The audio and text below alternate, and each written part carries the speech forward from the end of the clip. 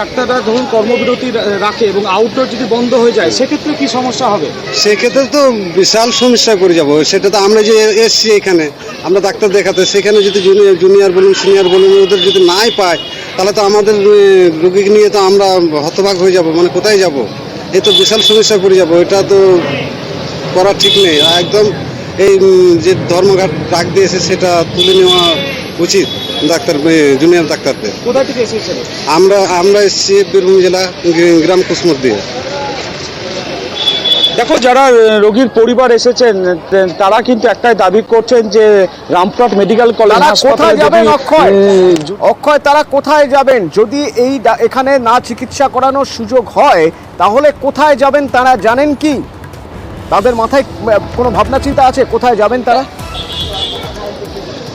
একদমই তাই। এই বিষয়টা নিয়ে যখনই আলোচনা করা হচ্ছে তাদের সাথে, তারা একটাই কথা বলছে যে সরকারি হাসপাতাল, বিশেষ করে রামপুরহাট মেডিকেল কলেজ হাসপাতালে একদম ঝাড়খণ্ড থেকে শুরু করে একদম মুর্শিদাবাদ প্রতিটা এলাকার মানুষ কিন্তু এই মেডিকেল কলেজ হাসপাতালে ভিড় করে। কিন্তু এই মেডিকেল কলেজ হাসপাতালে যদি আউটডোর বন্ধ থাকে